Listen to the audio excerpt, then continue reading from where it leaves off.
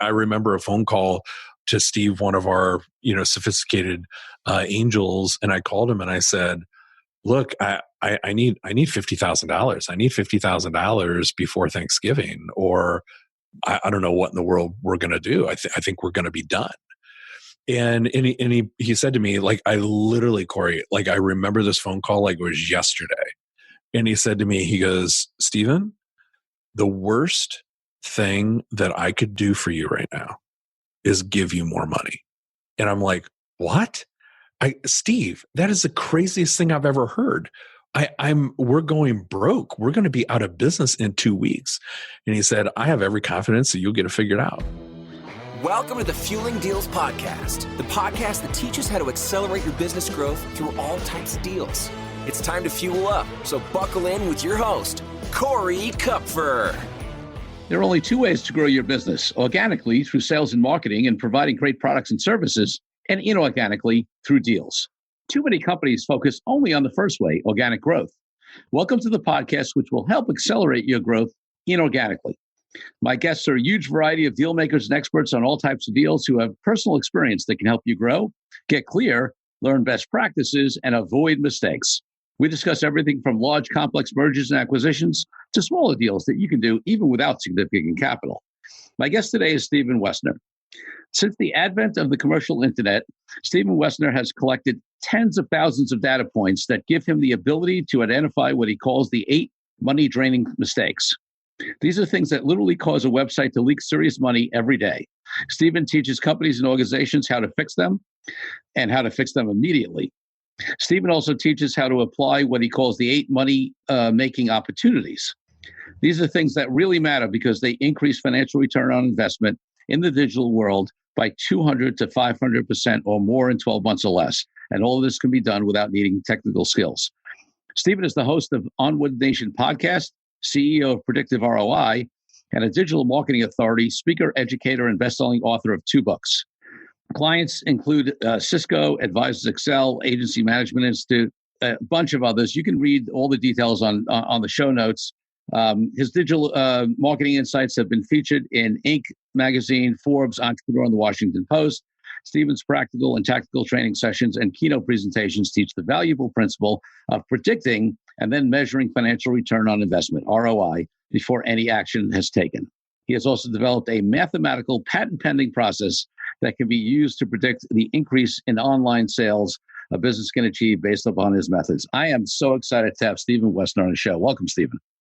Well, Corey, thanks very much for inviting me. And it was just a delight and an honor to say yes. And I'm really, really excited about the conversation we're going to have. So I'm looking forward to it. So, Stephen, before we get into all of this, the things you do now, and I've had the pleasure, listeners, of working with Stephen's company, and I'm a fan. I'm definitely a fan. But before we go there, I want to take you back, Stephen. So when you were a little kid growing up, 8, 10, 12 years old, what did you want to be when you grew up? Because I won't give away our ages, but I sort of know that digital marketing probably wasn't on the menu at that point. Well, you're right. That's true. When I was 8 years old, I don't mind sharing. When I was 8 years old, it was the summer of 1980, I guess. So I was born in 72, so I'm 48, just recently turned. And you're right. When I was 8, 9, 10 years old, using the time frame that you just mentioned, I was actually working in our family businesses. So at that time, my mom hadn't opened her catering business, bakery and catering business yet, but my 2 uncles, my 2 sets of aunts and uncles, both owned restaurants. And so me, alongside of my cousins, we were working in the restaurants. We were doing, whether it was just like cleaning strawberries or food prep, or, cleaning the parking lots in the morning so that when customers came in, there was a nice presentation, or pulling weeds or cleaning glass, so just doing like all of those things. So, when I was a kid, I was thinking, someday maybe I will have my own restaurant. I knew that I would be an entrepreneur just because my family before me, my aunts, my uncles, my grandparents, they had all been business owners. So I was pretty sure at least that would be my path. And just having grown up in the restaurant business, I thought that would probably be it. Well, that's interesting. And I got to tell you something. I've had clients in that business, and it's not an easy business, the restaurant business. No, it isn't. And my uncle, who actually just turned 80 this past summer, is still to this day runs his restaurant. Opens it, early in the morning, closes it kind of earlier in the afternoon, not open for dinner anymore, but does that 7 days a week. And is super, super regimented, has a system in place, has very loyal customers, and still has a thriving, restaurant today. But you're right, it is not easy. My mom ran her bakery and catering business for 14 years, and until candidly her legs failed her, and she had to have skin grafts and all of. And her doctor basically said, you either have to give up your business or you're not going to be able to walk again. Wow. And so, she had some very serious health issues of being on her feet 12 to 18 hours a day and doing that for 14 years. And so it is absolutely, without a doubt, hard mentally and physically, without a doubt. Yeah, no question. And what was your first real business, however you define that? Oh gosh. I certainly did the things as most kids do, lemonade stands, bake sales, those kinds of things. But I think my real first kind of bona fide business was, after I served 4 years in the Air Force, directly out of high school, and went to college while I was in the service, and had a chance to do an internship in Rapid City, South Dakota, for an advertising agency there. And that's where I kind of got the agency bug, if you will. Then my wife and I, after I got out of the service, moved to La Crosse, Wisconsin, which is where her family originates from, and started working for an agency in La Crosse. And I'd set a goal. I was brash and some would say arrogant at 23 years old, and decided to set a goal for myself that 3 years later I would be a partner in the agency. And I accomplished that goal in less than 3 years. And so really that was my first kind of step into bona fide business ownership, if you will. And that was it for me. I just, from then on, it's like, okay, I'm going to be a business owner, hang out with business owners, associate with business owners, all in on understanding how business owners think, act, and achieve. And it's been awesome ever since. And now I've owned 5 businesses. Yeah, so let's talk about that a little bit. In whatever order you want. Obviously, in terms of what you do with Predictive ROI and help people with a broad range of things, including podcasts. It's not your typical agency, right?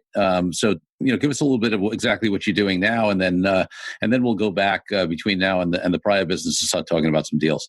Yeah, Predictive has really morphed over the years. We're 10 years in now, and we started as a kind of pure digital shop, if you will. You mentioned some of those things in the introduction, with helping people with how they're losing money online and how they could do better and how they could fix those holes and do better with lead gen and sales. And really the business has transitioned even more so today. You mentioned podcasting, into helping business owners build their thought leadership and then be able to monetize that content either through direct client acquisition, through either sales funnels, or maybe even working with some of their guests to then monetizing that content through courses, workshops, events, books, sponsorships, those kinds of things. But really that's what we're trying to get better at every single day, this ongoing improvement. We've been doing it now for 4 or 5 years, that kind of piece to the business, but there's always room for improvement. And as we look at, the next 5 years, whether that's, acquiring a technology company that can help us boost our analytics, or some sort of software company is really more of what I mean, as opposed to a tech company. Or is it, purchasing either smaller, agencies that are in different verticals than us because they have a customer group that would be benefited by, thought leadership, and can we add some value there? Is it purchasing another media company? So, we're starting to think about those types of things.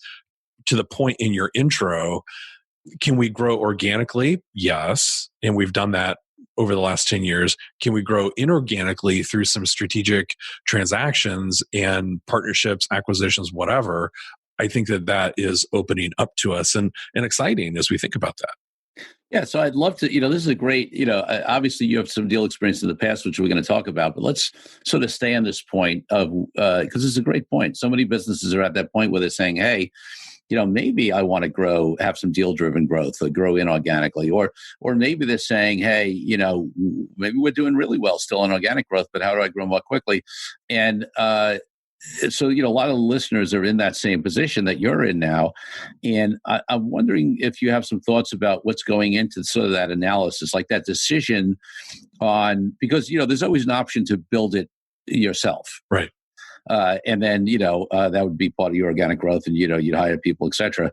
And there's always a decision that smart business people make between doing that or doing it through acquisition. So I know, you're sort of in the thinking stage of this, and I'd love to, if you don't mind, share some of your thoughts on the benefits or detriments, or why you're considering the deal-driven side of it as opposed to building some of this stuff in-house, for example. Okay, so just to share some additional context with your audience.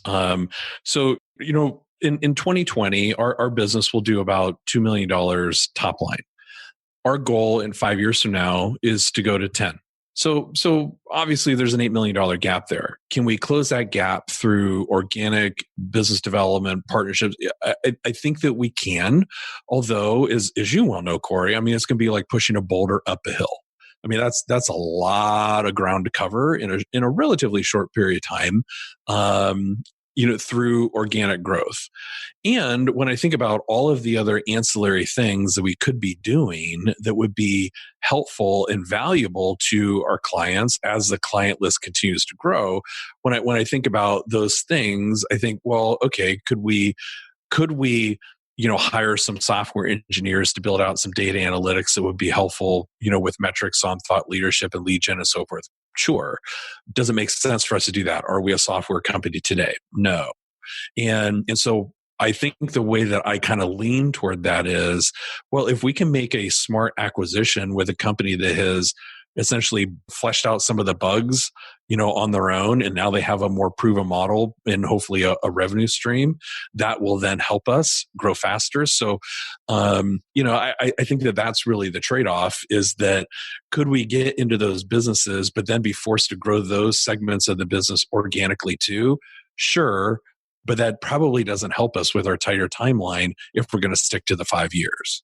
Yeah. So, and that's a big reason, that people do that, right? Is acceleration of timeline. And you see that, with large companies, even in situations where people say, hey, the large company has significant resources to develop something in-house, you'll still see them sometimes acquiring smaller companies because it's just quicker, and it's certainly true for smaller companies that have fewer resources to develop in-house. And it's not as messy, right? The reality is that early on companies and business units, or however you're going, like when you're dipping your toe into something, there's going to be mistakes, and that costs money. So part of the attractiveness of an acquisition, right, is that hopefully you're going to acquire a company that's already made those early on mistakes, and they've already started to see the clearing through the trees, and they actually have a proven revenue model.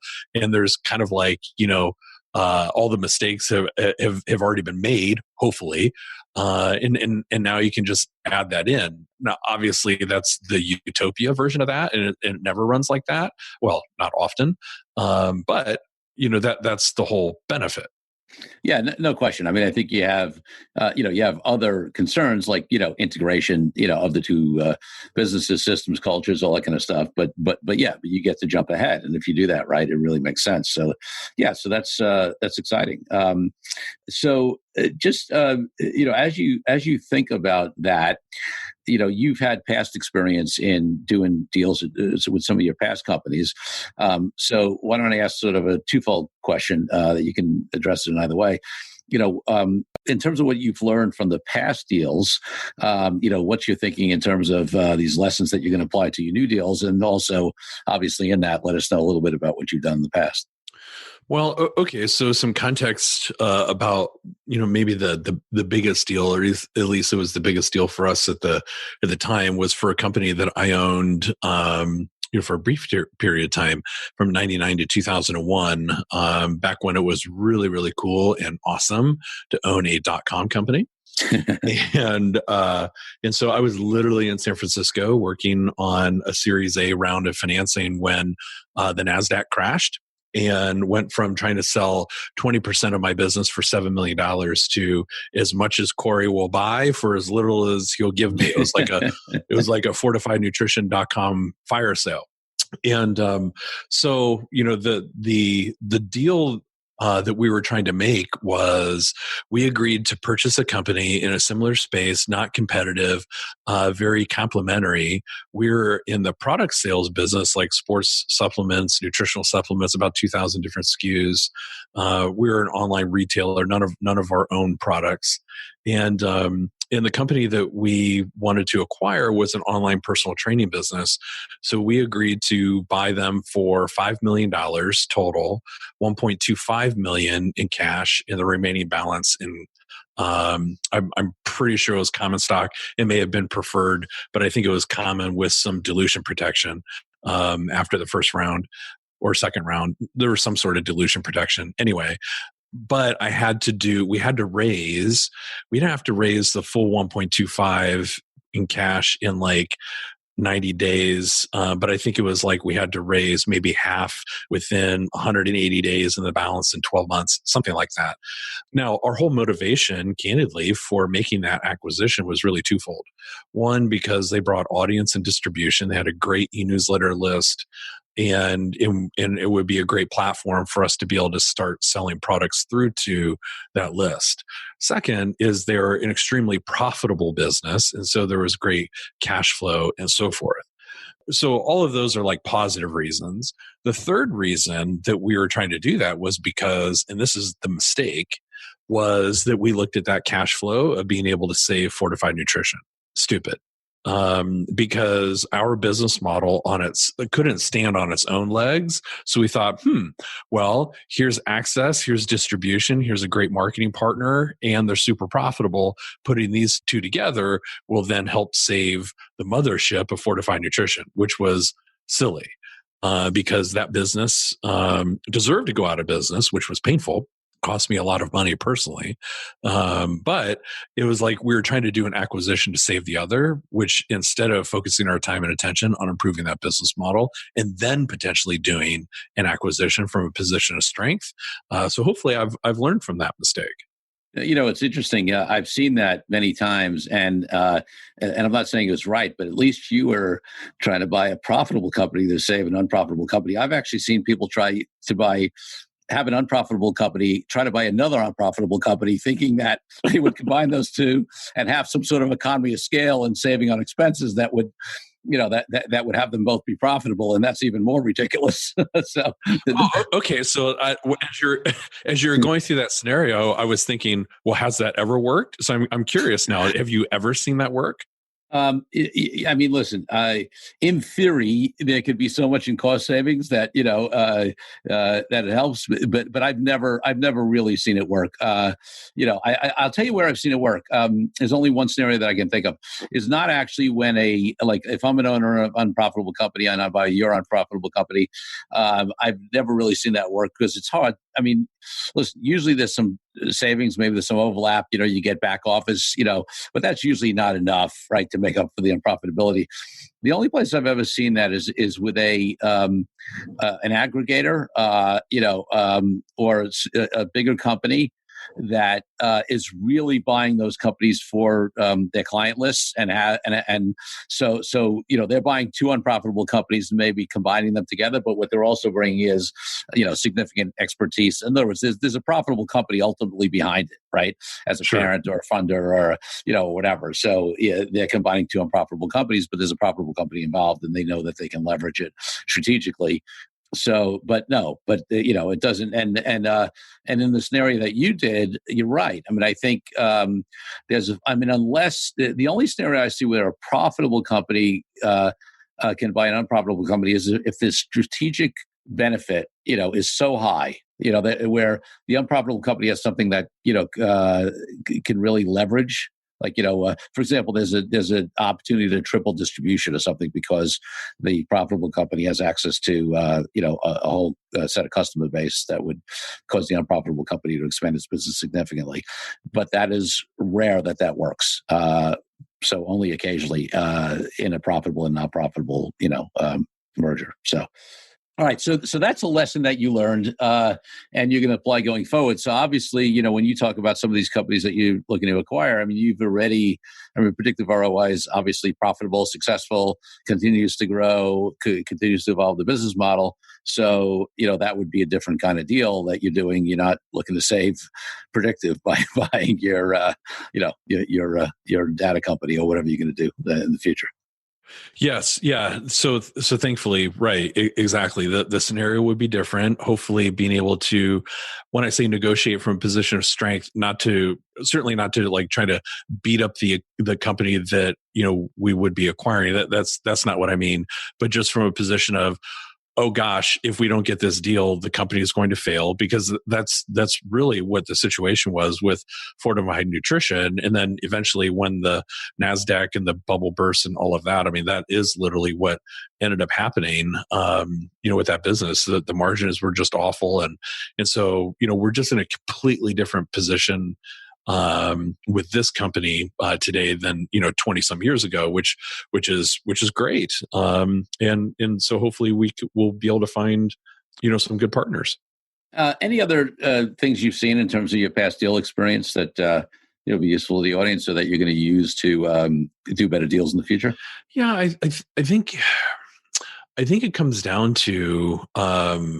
And I've kind of alluded to this, even though I haven't said it, and that is like one of my biggest takeaways out of that experience was just had to deal with mindset and patience, and because I was 28 years old, and there was so much pressure that I was putting on myself, but there was also so much pressure from early on investors that we had in the business, and my goal as one of the co-founders was that we're going to launch the business and we're going to take the business public, because if you had a .com after your business name, that's what you did. If you're a Delaware C Corp with .com, in your business name, you were fixing to go public at some point.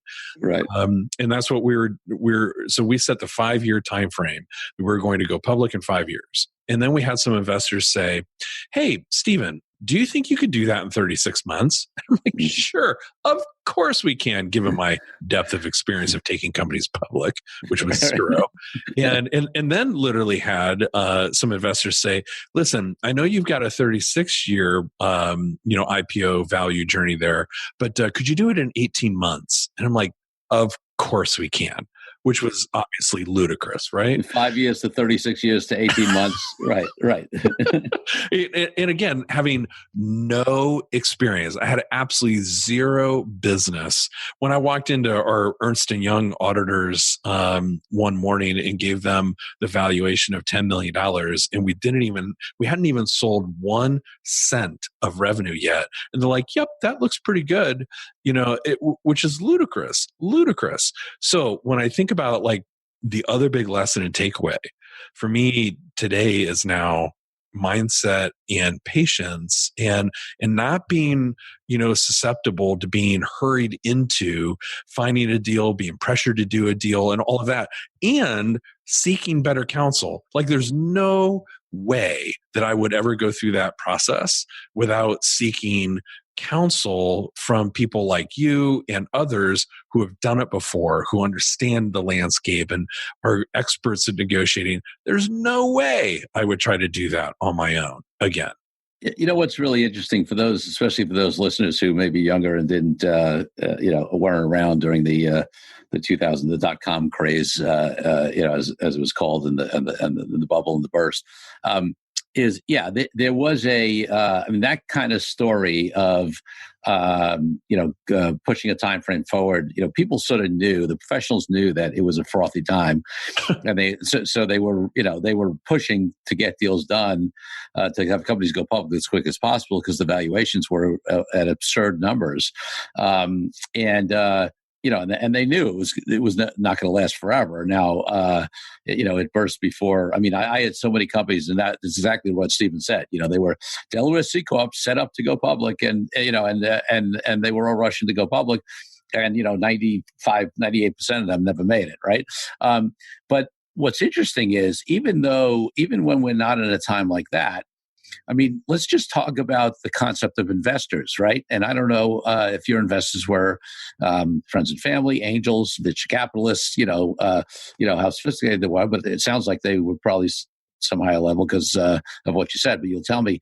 But, even in a time when it's not as crazy as that, and we talked about it a little bit on the show, previously, when you have especially VC money involved or, sophisticated angel money, certainly VC money, that's their expectation. I mean, their expectation is hyper growth and, big multiples and a short time frame. And that's okay if you're fully aware of that and that's the track you want to take and you think you can do it. Sure, go for it. But I think that many companies and founders don't fully realize the implication of what happens when they take money from professional investors who have certain of those expectations. What was your experience? Yeah, I totally agree with you. And again, being as young as I was and as ill prepared as I was, and we tried to attract some VC funding, and so what we had was friends and family at first. We also Wells Fargo gave us which is crazy still when I think about it, $100,000 secured, but $100,000 line of credit. Mm-hmm. And then we raised some money from sophisticated angels. And so in both of these angels, we're doing deals that, early stage, I guess you would call them early stage VC. So like Series A type stuff. So in the couple $1 million range, that's not what they invested in us, but we're certainly capable of doing that. And that was our hope, is that we could have, proof of concept and earn their trust and all of that. So they would move from, sophisticated angel into like a Series A, and then, move us forward in their network to get, other types of deals. Those other types of deals didn't happen because, early on, I think they could see, as they saw before I did, that we had some real business model issues. And I remember a phone call to Steve, one of our, sophisticated angels. And I called him and I said, look, I need $50,000. I need $50,000 before Thanksgiving, or I don't know what in the world we're going to do. I think we're going to be done. And he said to me, like, I literally, Corey, like, I remember this phone call like it was yesterday. And he said to me, he goes, Stephen, the worst thing that I could do for you right now is give you more money. And I'm like, what? Steve, that is the craziest thing I've ever heard. We're going broke. We're going to be out of business in 2 weeks. And he said, I have every confidence that you'll get it figured out. And but I am not giving you more money. And then he's like, have a happy Thanksgiving. And he hung up. and he was 100% right. It made me want to just puke in a trash can. I was so mad, and so I felt disrespected, all those just, naive emotions. And then I sat down at my desk completely deflated, and I started going through my P&L, and he was right. And by literally the next week, I'd cut like probably 40 to 50% of our operating expenses. And we were like, not immediately profitable, but we were like breaking even. And now the business lasted for another like 8 months or 9 months on no additional financing or anything like that, just tough decisions. And still we went out of business, but he was 100% right. I would have never learned that lesson and how to keep the company going for another 9 months had he just wrote me another check.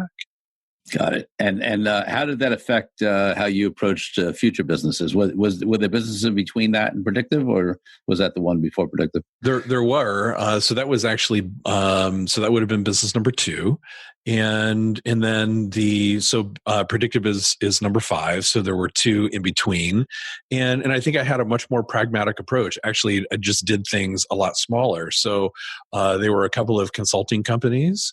And it was essentially just me as the main operator. So, there were much smaller concerns, but profitable and did well. And both of those, gave me really the confidence, to build Predictive, which really started out of, a couple of books that I wrote when I was teaching at the University of Wisconsin. At the La Crosse campus and then throughout the state.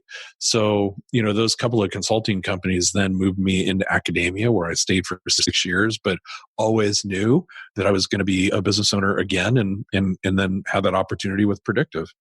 Love it. So, Stephen, I'm always interested in this conversation of what drives people to be entrepreneurs. And obviously you had the experience growing up of having family members, mainly in the restaurant business, as you said, who are entrepreneurs, and you had models for that. I actually didn't, which was interesting. My folks, everybody I knew worked for somebody, but there are certainly people who come from entrepreneurial families who choose not to be entrepreneurs. There are people who come from non-entrepreneurs who do, like me. What is it that you think, what is it that has you, like you said, even when you were teaching, you knew you were going to start another business, right? So, what is that spark? What is that thing inside of you that drives you to be a business owner? Yeah, so not trying to sound, goofy or trite or, whatever the right word is here. I do think it's a DNA thing for me. Mm-hmm. And one of my friends, as well as one of our clients, her name is Dr. Sharon Spano, and she has this depth of expertise around the leadership DNA. And as I've learned more and more about that, and why that really kind of struck a chord with me when she first started teaching it to me, was like, oh my gosh, Sharon, I think that I think maybe I do have like business owner DNA. I think going back to when my grandfather was 8 years old, and growing up in Istanbul, Turkey, and my great grandfather didn't come home one day because he was literally murdered in the streets of Istanbul, because at the time it was okay for the Ottoman Empire was sanctioning ethnic cleansing of Greeks and Macedonians, and it was a horrific time, and my great grandfather was a victim of that. And so at 8, my grandfather, Peter Marinitis, became the man of the house, and he became an entrepreneur to take care of his mom and his 2 younger siblings. I believe to my core that at that day, at that moment, the entire DNA of my family changed. Mm. And so he had the spark that 10 years later brought him to the United States. And he was a business owner through and through, and was a successful restaurateur for 42 years, ran 3 different restaurants in 42 years. His 4 kids became entrepreneurs. His 10 grandkids, which I'm proud to say I am one of, became entrepreneurs and business owners.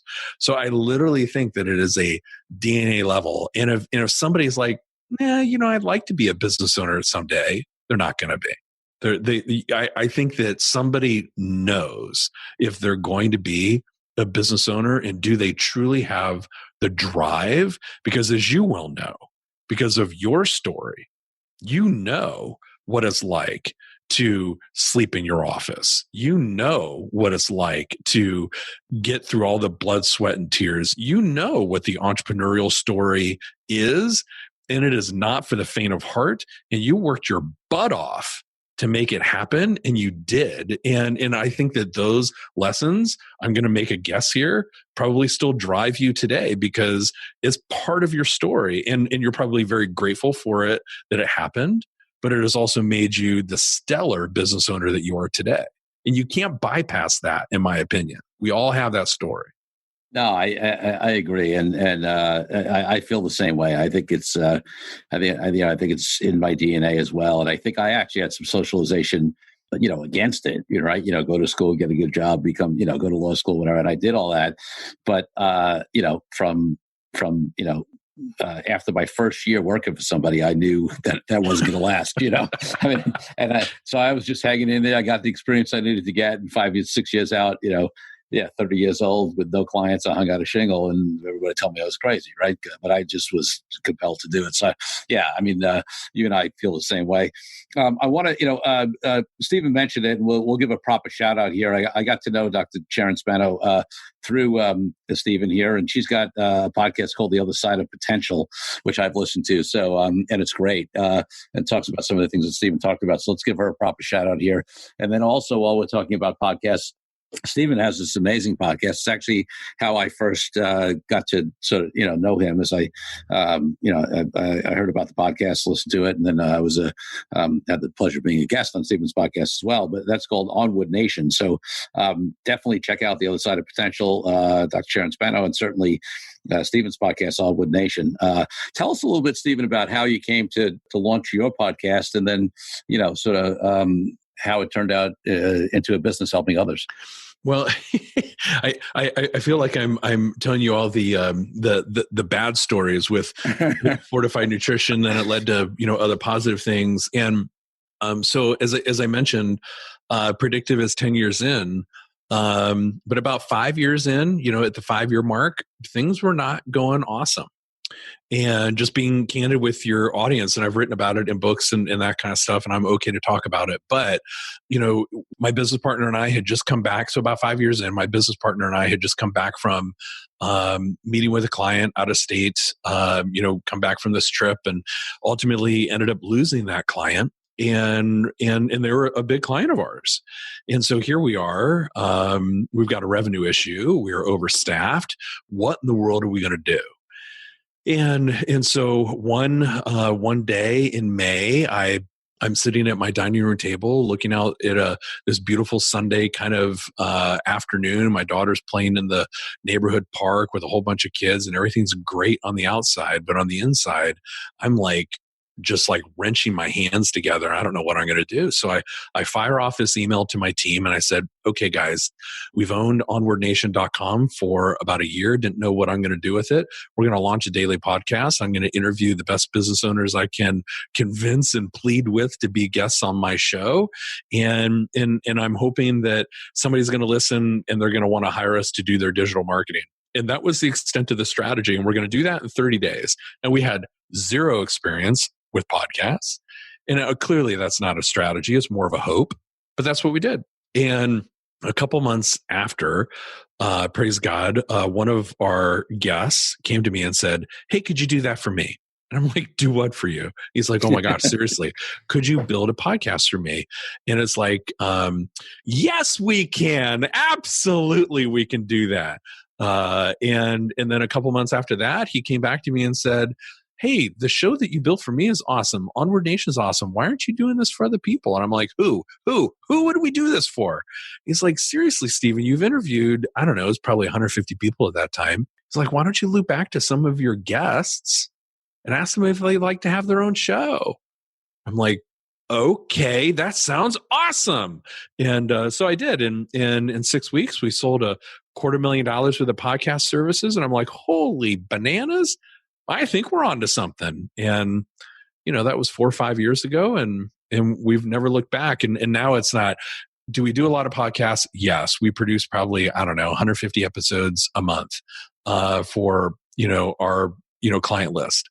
But, how can we take that deeper? How can we help clients, slice and dice that across research and video and blog and articles? And it's much more than just podcasts as it started with. So, but we've been very, very blessed to go down that path. Well, I'll tell you what. I mean, as we as I have just passed a year, I think Stephen's going to be episode 57. I am. I want to be Stephen when I grow up, because he's over 900 episodes into his podcast, the Onward Nation podcast. And when you, for listeners who don't know, when the majority of podcasts don't make it to 15 episodes, which is what the industry stat is, it's impressive where Stephen is, and also that he's helped many of us launch our podcast. So, and it's also a great testament, Stephen, to how, I think if you're smart as an entrepreneur, you evolve, your business, and you also listen to what the market is telling you. And that's exactly what you did. I appreciate the compliment very much. And the reason being is because I know that hearing that from you, that comes with great context. I know that you've been in, situations, as we all have, as we've tried to advise clients and that kind of stuff, and they don't take our advice and so forth, and they don't pivot, and they don't do this, and they don't do that, and so I know hearing that from you, that means a lot to me. So thank you for that, my friend. Absolutely. Okay, so I think we're coming to the end of our time here. Let me just before I'm going to give you an opportunity to let people know where to contact you, and then ask the last question I always ask. But before that, is there anything else in terms of deals or whatever that we haven't discussed that you any final thoughts or lessons for the audience? Well, honestly, audience, Corey did not put me up to this, but I will say this because I've referred to this and hinted at it, and then I was also a little bit more direct when I shared some of my stories. Look, if you're going to build your business and you're thinking, I'm going to come at it and look at the inorganic growth opportunities, a strategic transaction of some sort, an acquisition, a merger, whatever. Don't do that alone.